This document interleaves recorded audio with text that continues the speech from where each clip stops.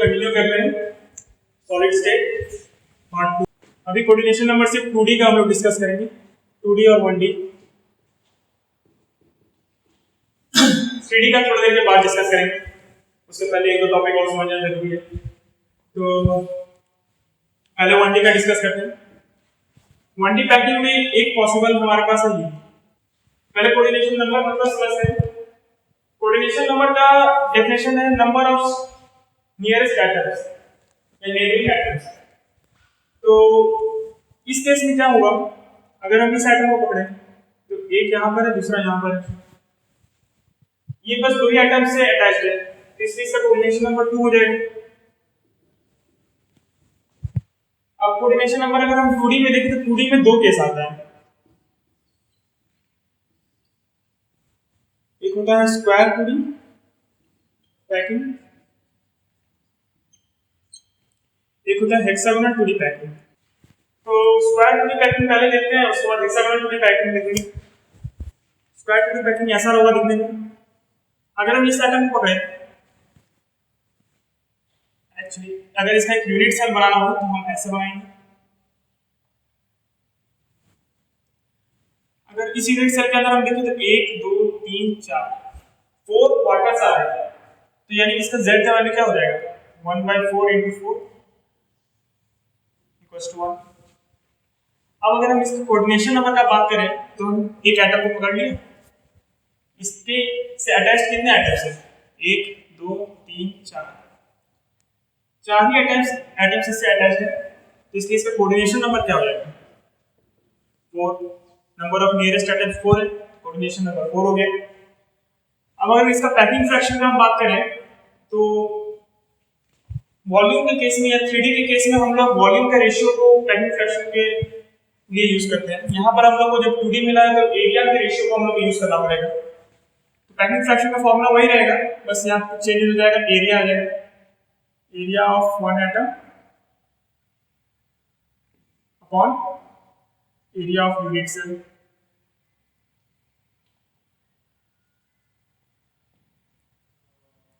तो यहाँ से z का वैल्यू हम लोग को 1 मिल रहा है, तो 1 पुट कर दिए। Area of atom, one atom अगर हम देखें, इसका रेडियस अगर हम r लेंगे तो इसका भी r, ये साइड लेंथ a है, एरिया ऑफ वन एटम क्या हो जाएगा, πr²। My area of unit cell क्या आएगा यहाँ पर, a² स्क्वायर।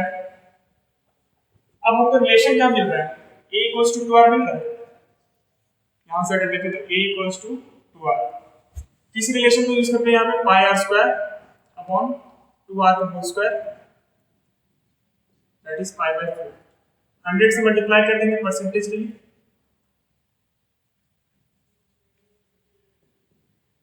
तो इसका वैल्यू आ जाएगा आपका 78%। यानी स्क्वायर 2D पैकिंग का पैकिंग फ्रैक्शन 78% है। अब अगर हेक्सागोनल 2D को देखेंगे तो बेटर होगा इन दोनों को कंपेयर करना है। क्यों, क्योंकि हेक्सागोनल 2D और स्क्वायर पैकिंग में हेक्सागोनल 2D को हम लोग ज्यादा स्ट्रांग पैकिंग बोलते हैं, इफेक्टिव पैकिंग बोलते हैं। क्यों बोलते हैं, क्योंकि उसका पैकिंग फ्रैक्शन ज्यादा होता है। कितना ज्यादा होगा ये तो उसका कैलकुलेट करने के बाद पता चलेगा।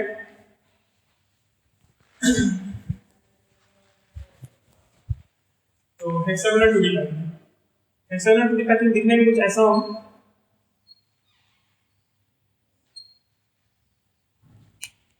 एक लेयर आया सिंपल एक 1D पैकिंग, और दूसरा लेयर उसके बीच के गैप में। 2D में स्क्वायर पैकिंग में जस्ट इसके नीचे आ रहा था, जबकि यहाँ पे इन दोनों के गैप के नीचे आ रहा है, इसलिए हेक्सागोनल 2D पैकिंग बन गया। तो इतना ही रखना है, इसी से समझते हैं।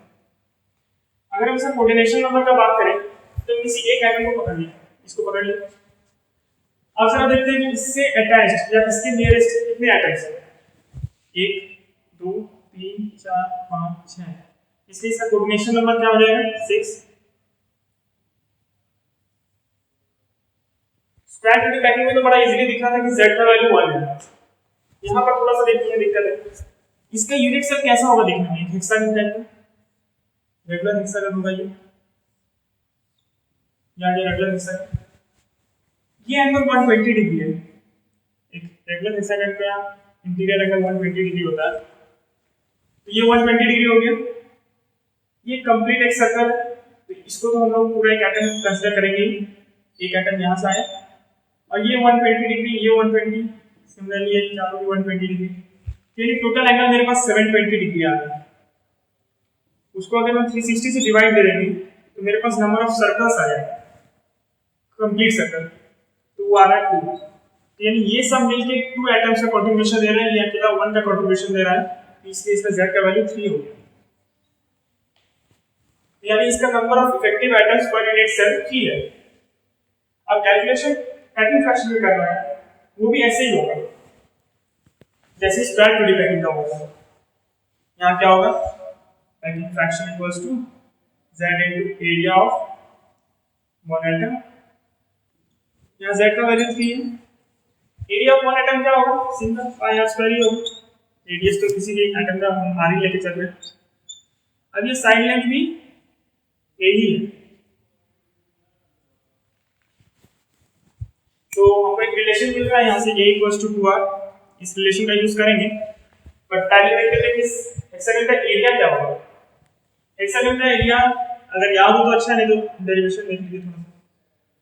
ये देखिए, ये साइड लेंथ भी a है, ये साइड लेंथ भी a है, ये साइड लेंथ भी a है, यानी ये एक इक्विलैटरल ट्रायंगल बन रहा है। और ऐसा 6 इक्विलैटरल ट्रायंगल बन रहा है, 1 2 3 4 5 6। इसका मतलब इसका एरिया कितना होगा, एक इक्विलैटरल ट्रायंगल का area √3/4 a square, 6 equilateral triangle बना तो इनटू 6, तो total area of unit cell क्या हो गया, 6 इनटू √3/4 a स्क्वायर।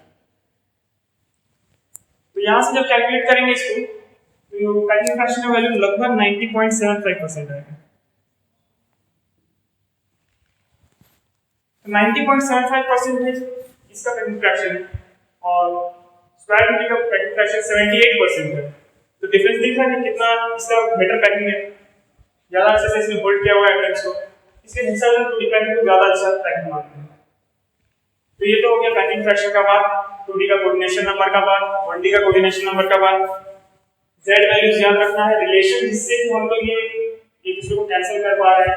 एक ही जगह पर यहाँ पर जैसे कि 2r लिखेंगे, हम शॉर्टकट मारे नहीं लिखे वो चीज, एक ही जगह पर 2r लिखकर थोड़ा कैंसिल आउट वगैरह होता है, डायरेक्ट आंसर ये वाली। तो ये सब चीज करना है।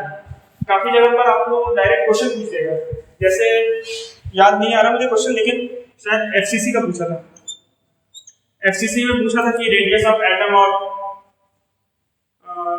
यूनिट सेल के लेंथ के बीच में क्या रिलेशन है। तो अगर आपको याद होगा तो 4a equals to 4r equals to 2a आया था रिलेशन एफसीसी के केस में। सिमिलरली बीसीसी के केस में 4r इक्वल्स टू √3a आया था रिलेशन। तो ये सब रिलेशंस डायरेक्ट पूछेंगे वहां पे, लेकिन अगर आपको स्ट्रक्चर याद है, कैसे बना हुआ यूनिट सेल, ये सब याद है, तो बड़ा आसानी से आप आंसर दे सकते हैं। बहुत छोटा चैप्टर है, बस एक बार ध्यान से पढ़ना है, क्वेश्चन आंसर आ जाता है। देखिएगा जैसे ये क्वेश्चन छोटे हैं। तो 1D और 2D का कोऑर्डिनेशन नंबर का तो टॉपिक खत्म हो गया। अब थोड़ा सा वॉइड्स का बात करेंगे, उसके बाद फिर से कोऑर्डिनेशन नंबर पे आएंगे, वो 3D का कोऑर्डिनेशन नंबर होगा। तो अभी हम लोग बात कर रहे हैं वॉइड्स का। वॉइड्स में हम लोग मेनली 2 टाइप का वॉइड का बात करेंगे, ऐसे और भी काफी सारे वॉइड्स होते हैं, पहले बता देते हैं। जैसे एक ट्रायंगुलर वॉइड होता है, तो पहले वॉइड क्या होता है वही बता देते हैं। Void means empty space. जैसे पैकिंग फ्रैक्शन से हम लोग बताएं कि किसी यूनिट सेल में उस एटम का कितना पार्ट है, उसी तरीके से वॉइड बताएगा कि कितना पार्ट एम्प्टी है। जैसे हम लोग पिछले क्लासेस में, पिछले लेक्चर में देखे कि वॉइड परसेंटेज निकाल रहे थे, तो एक्चुअली एम्प्टी स्पेस का परसेंटेज था। वैसे अगर हम लोग वॉइड्स के बारे में बात करना है, तो वॉइड्स का शेप होगा कुछ, तो उस शेप का बात करेंगे। तो जैसे ये ट्रायंगुलर वॉइड है, तो ट्रायंगुलर वॉइड कुछ नाम से ही समझ में आ रहा होगा कि 3 एटम्स हैं, एक ट्रायंगल बनाया, बीच में जो वॉइड बन रहा है यही ट्रायंगुलर वॉइड है। ये जो एम्प्टी स्पेस बन रहा है, ये यूनिट सेल, बीच में उसका वॉइड।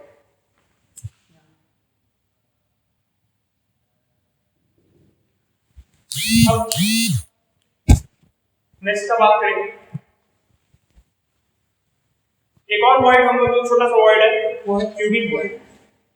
क्यूबिक पॉइंट का एक आगे में क्वेश्चन भी हम लोग सॉल्व करेंगे। एक्चुअली इससे कभी कभी क्वेश्चन पूछ देता है, तो इसलिए इसको बताना पड़ेगा। क्यूबिक पॉइंट कैसा होगा? सिंपल, एक एससीसी स्ट्रक्चर होगा, सिर्फ कॉर्नर्स में एटम होंगे।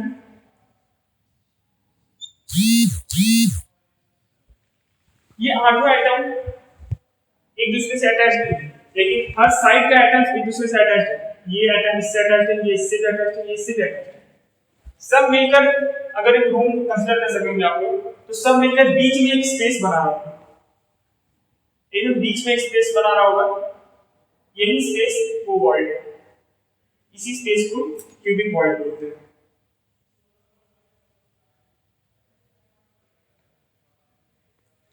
तो बस क्यूबिक वॉइड के बारे में बताना था। एक्चुअली हम लोग को जो पढ़ना है वो है टेट्रागोनल वॉइड और ऑर्थोगोनल वॉइड। टेट्राहेड्रल वॉइड और एक्चुअली जो हम लोग को पढ़ना है वो है टेट्राहेड्रल वॉइड और ऑक्टाहेड्रल वॉइड। और ये दोनों वॉइड्स मिलते हैं एफसीसी में।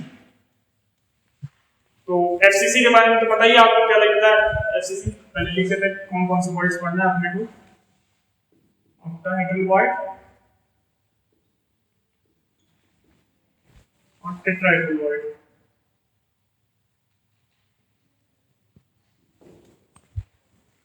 तो ऑक्टाहेड्रल वॉइड और टेट्राहेड्रल वॉइड पढ़ना है अपने को।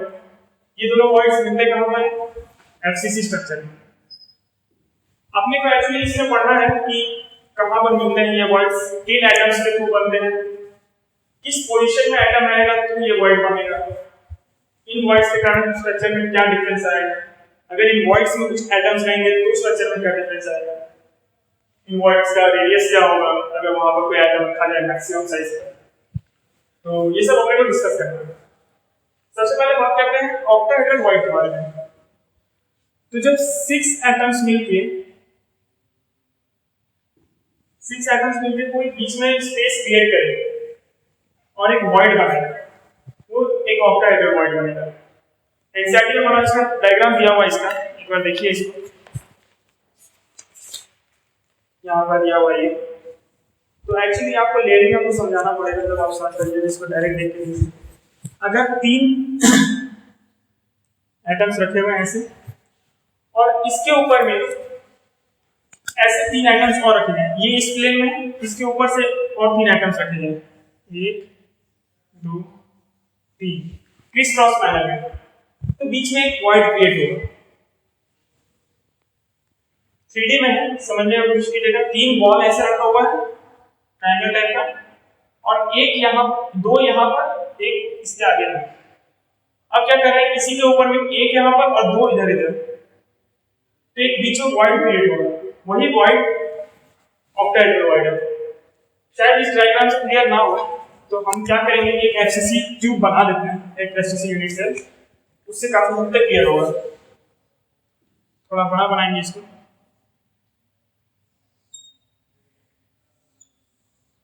इस चैप्टर को क्लास में बताना ज्यादा आसान होता है, वीडियो लेक्चर में डिफिकल्ट है इसको बताना।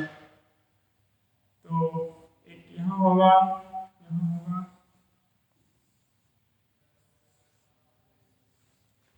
एफसीसी का आपको याद होगा कि कॉर्नर में एटम्स होते हैं और फेस सेंटर पे एटम्स होते हैं।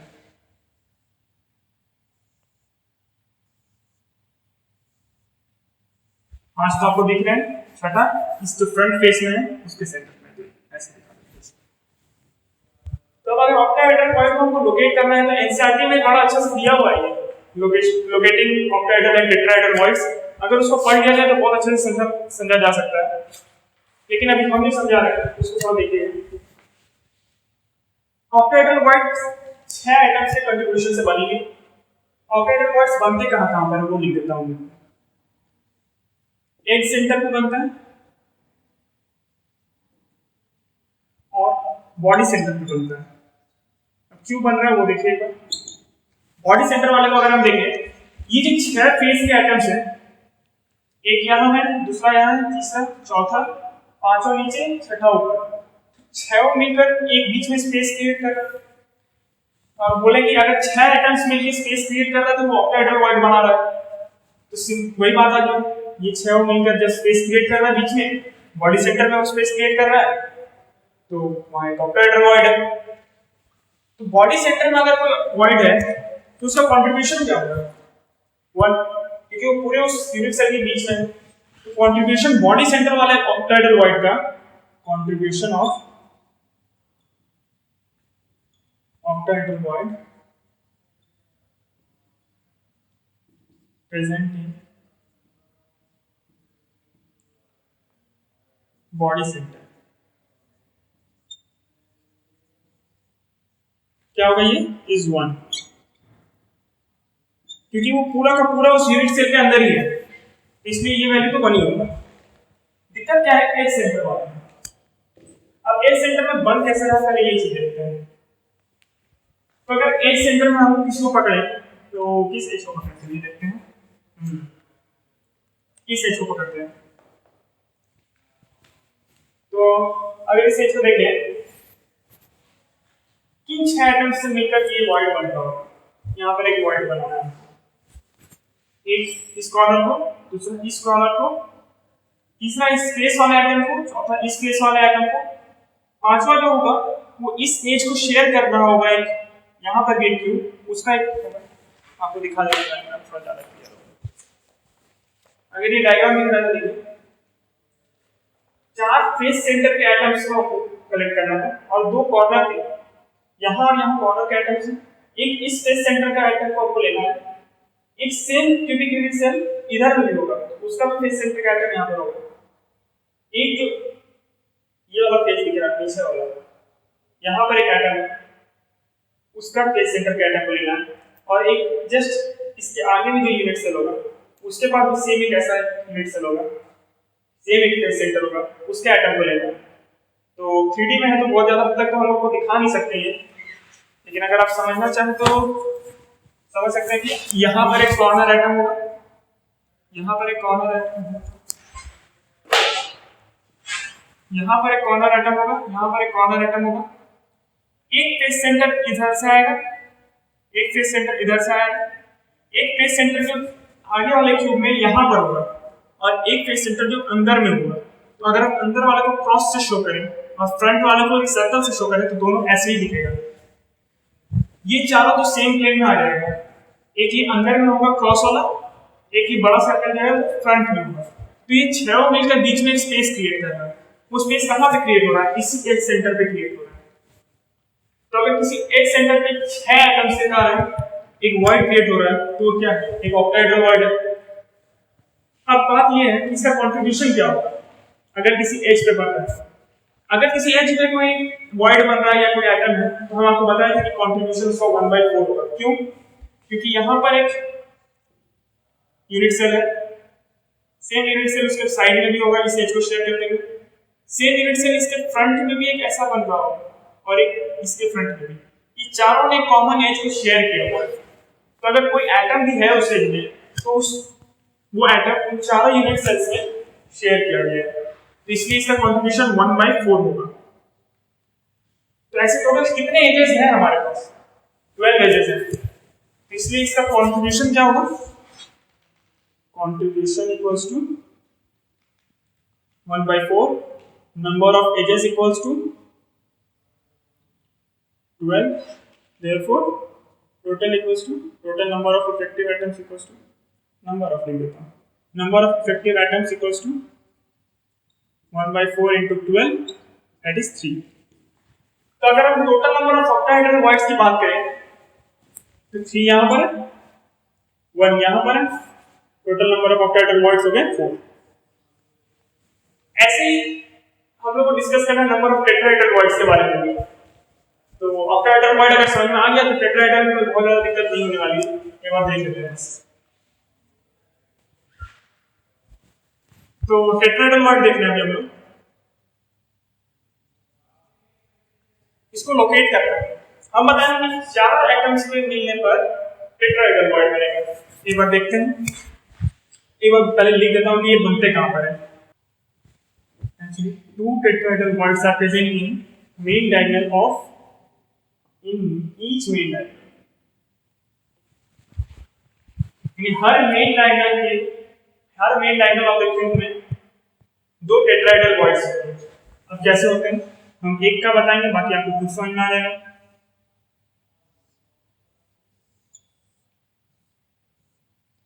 ये HCC स्ट्रक्चर में हम लोग बात कर रहे हैं, एक यहाँ एटम है, एक यहाँ है।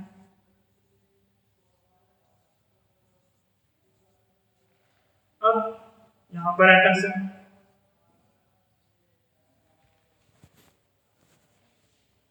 इसको ब्लू से दिखा देते हैं कि फ्रंट फेस के फेस सेंटर में एक एटम यहाँ पर, ठीक है। तो इसका एक बॉडी डायगोनल कैसा होगा, ऐसा होगा। इस कॉर्नर से इस कॉर्नर तक को अगर अटैच करेंगे तो बॉडी डायगोनल बनेगा, ठीक है। अब हमको बात क्या करना है कि किन एटम्स को लेकर के टेट्राहेड्रल बॉन्ड बना है। तो तीन फेस सेंटर एटम्स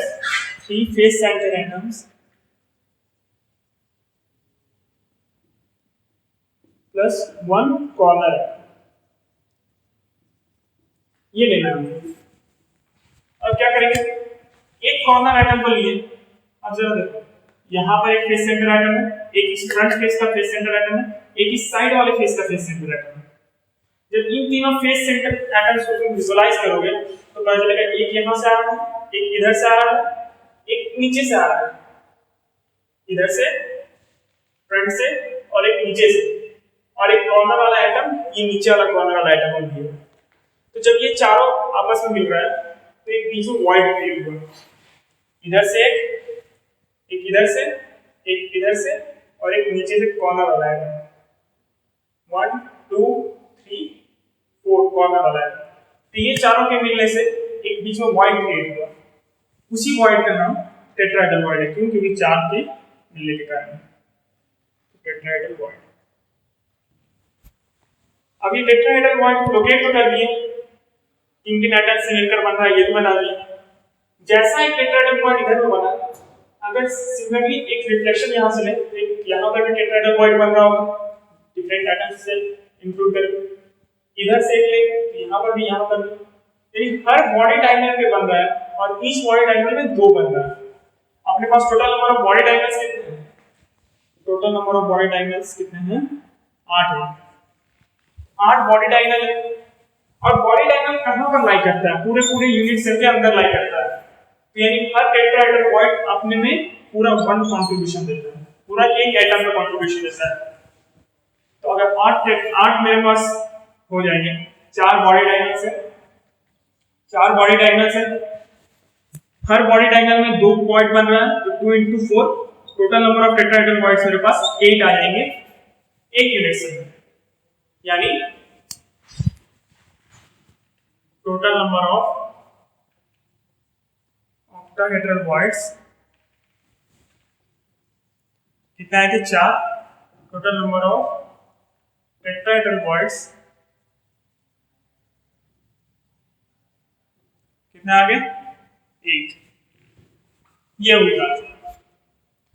अब एक बेसिक रूल है, जैसा हम लोगों ने यहाँ पर पढ़ा, एफसीसी के लिए ये सब पढ़ रहे थे अपन। एक ऐसा स्ट्रक्चर एचसीपी भी होता है, hexagonal close pattern 3D 2D। HCP 3D भी एक स्ट्रक्चर होता है। जैसे इसमें z की वैल्यू 4 थी, वैसे इसमें z की वैल्यू 6 निकल के आएगी, बताऊंगा मैं। तो उसमें भी क्या हर वक्त हम लोग लोकेट करते रहेंगे? नहीं, एक बेसिक रूल है। ये जो टेट्राहेड्रल और ऑक्टाहेड्रल वॉइड है, इनको मतलब नंबर ऑफ इनका क्वांटिटी काउंट करने के लिए रूल है कि if there are n number of effective atoms per unit cell, then number of tetrahedral voids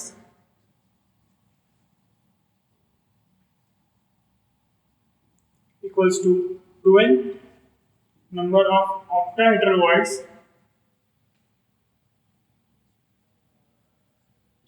equals to n। तो ये रूल है, अगर n number of effective atoms per unit cell है तो उसका टेट्राहेड्रल वॉइड्स n होगा और octahedral voids n होगा। बेसिक सा रूल है, इसको याद कर लेना। ऐसे याद काम हमारे यहीं पर आएगा। और अब बात करना है हमको इसका रेडियस वगैरह का, कि ऑक्टाहेड्रल वॉइड का रेडियस क्या होता है, टेट्राहेड्रल वॉइड का रेडियस क्या होता है। तो रेडियस किसी के टर्म्स में बात करेंगे। एक्चुअली आगे में हम लोग को पढ़ना है क्रिस्टल सिस्टम, कुछ लैटिस के बारे में पढ़ना है, स्ट्रक्चर्स के बारे में पढ़ना है, NaCl, CsCl, कुछ होता है, अलग अलग स्ट्रक्चर्स होते हैं, उनके बारे में पढ़ना है, अभी सबका नाम नहीं लेंगे। तो कुछ स्ट्रक्चर्स में काम आएगा इसका, कि कुछ वॉइड्स में प्रेजेंट होंगे। तो स्ट्रक्चर में जैसे NaCl का नाम लिया मैंने, तो NaCl दो एलिमेंट्स प्रेजेंट है, तो यहाँ पर रेडियस ऑब्वियसली बात अलग अलग होगा, सोडियम प्लस और Cl माइनस का। तो किसके रिस्पेक्ट में हम बात करेंगे वो भी देखेंगे, धीरे धीरे बढ़ते हैं। तो पेज क्या है, अब आ रहा है, बात आता है इसका रेडियस क्या। इसका जो रेडियस होता है वो होता है 0.414 इंटू रेडियस ऑफ एनायन, और इसका जो रेडियस होता है वो होता है 0.225 इंटू रेडियस ऑफ एनायन। तो ऑब्वियसली बात, अगर एक ही यूनिट सेल का हम बात कर रहे हैं जिसमें कि एनायन फिक्स्ड है, तो ऑक्टाहेड्रल वॉइड का रेडियस ज्यादा होता है। इसका डेरिवेशन है मेरे पास, लेकिन हम बताना जरूरी नहीं समझ रहे, क्योंकि डेरिवेशन बता के कोई फायदा नहीं है, सिर्फ ज्योमेट्री है उसमें। तो radius of octahedral void is 0.414 times radius of anion, and radius of tetrahedral void is 0.225 times radius of anion. तो कुछ चीज और डिस्कस करना है हमको, जैसे distance between two octahedral voids, distance between two tetrahedral voids, distance between a tetrahedral and an octahedral void, ये सब डिस्कस करना है हमको। तो एक ही डायग्राम में शायद वो डिस्कस हो जाना चाहिए, वही ये डायग्राम।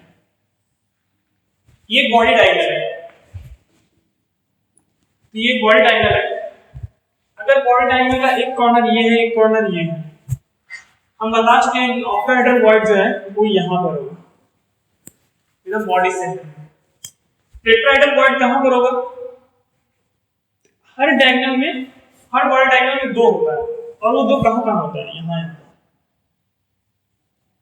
ये क्या है? टेट्राहेड्रल वॉइड है, ये भी एक टेट्राहेड्रल वॉइड है, ये एक ऑक्टाहेड्रल वॉइड है। तो डिस्टेंस जब हम लोग बात करते हैं तो सेंटर से बीच का डिस्टेंस का बात करेंगे।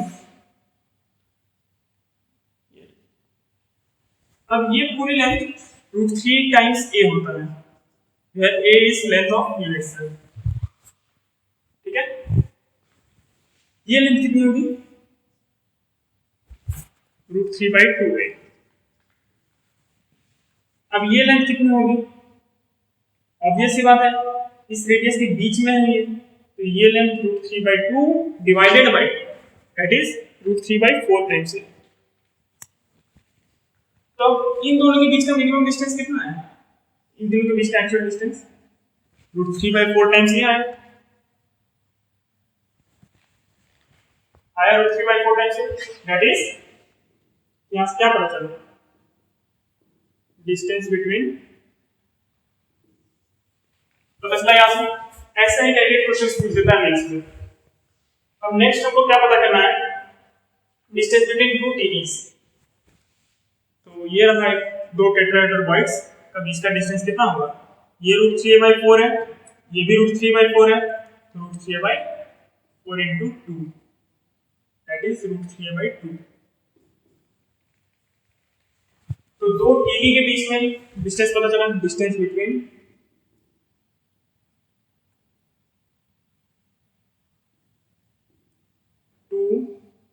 TVs equals to √3/2। अब बात क्या आएगी कि टेट्राहेड्रल वॉइड्स तो मान रहे हैं कि भाई बॉडी डायग्राम होते हैं, लेकिन ऑक्टाहेड्रल वॉइड एक सेंटर में भी तो होता है, तो क्या वहां से भी हम डिस्टेंस निकाल सकते हैं? देखते हैं।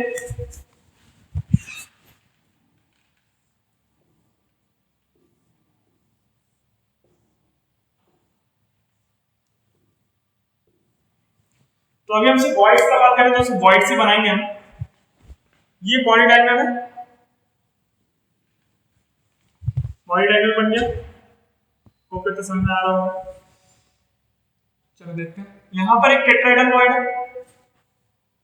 ये लेंथ हो गया √3a/4।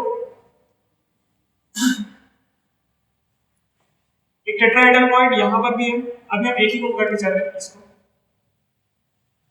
एक सेंटर पे मेरा ऑक्टाहेड्रल वॉइड है, ठीक है, यहाँ पर एक ऑक्टाहेड्रल वॉइड है, देखिए आपको एक ऑक्टाहेड्रल वॉइड मेरा यहाँ पर भी है, ठीक है, तो यहाँ पर एक ऑक्टाहेड्रल वॉइड है, यहाँ पर एक ऑक्टाहेड्रल वॉइड है। अब डिस्टेंस हमको निकालना है इस टेट्राहेड्रल वॉइड से इस ऑक्टाहेड्रल वॉइड का।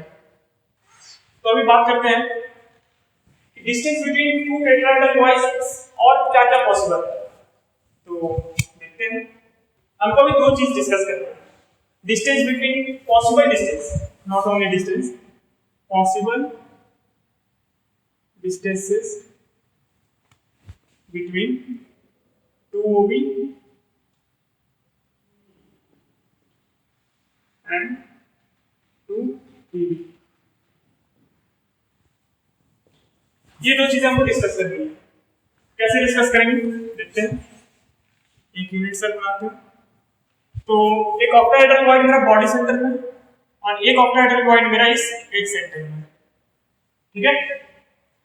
ये बॉडी सेंटर और इस फेस का बीच का डिस्टेंस क्या है, a/2। ऑब्वियस सी बात है, हाइट का वैल्यू a है तो हाफ ऑफ द डिस्टेंस उसका a/2 ही होगा क्योंकि एकदम सेंटर पे है। इस सेंटर से ये एज तक का डिस्टेंस, इस सेंटर तक का डिस्टेंस ये भी a/2 है क्योंकि ये लेंथ a है तो ये लेंथ a/2 होगा। तो अब इन दोनों के बीच का डिस्टेंस क्या आ गया,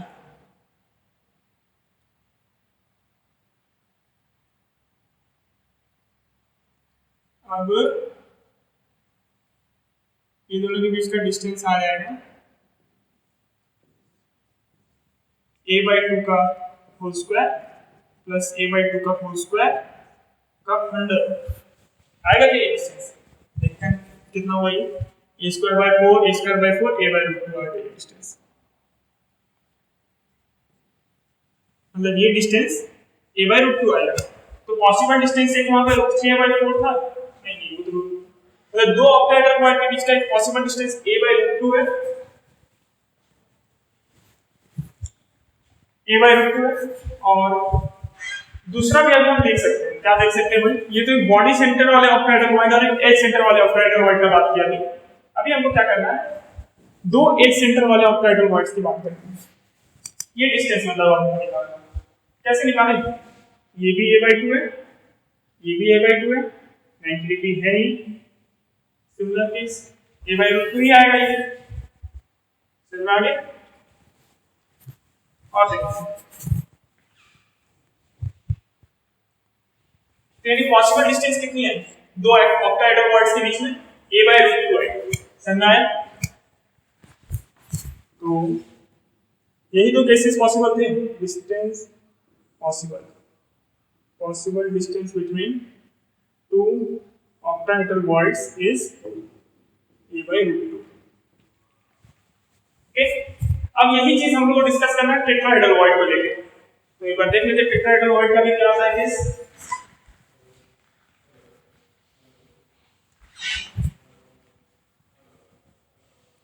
हमने दो टेट्राहेड्रल वॉइड्स के बीच का डिस्टेंस एक बार देखा, वो √3a/2 आया था जब ये बॉडी डायगोनल था, एक टेट्राहेड्रल वॉइड यहाँ पर था यहाँ पर था, तब ये बीच का डिस्टेंस √3a/2 आया था। तो एक तो पॉसिबल डिस्टेंस √3a/2 है, देखते हैं उससे कम उससे ज्यादा और क्या हो सकता है। ये रहा एक बॉडी डायगोनल, ये रहा दूसरा बॉडी डायगोनल। अभी यही तो बॉडी डायगोनल की बात करते हैं और भी बॉडी डायगोनल आ जाएंगे, चलेंगे की बात करते हैं। तो एक यहाँ पर है, यहाँ पर है, दो टेट्राहेड्रल वॉइड्स हैं यहाँ पे, तो इनके बीच का डिस्टेंस का हम बात कर सकते हैं। क्या हुआ डिस्टेंस भाई, अगर हम डिस्टेंस कैलकुलेट करना चाहें तो कैसे करेंगे, चलो जरा रिपीट।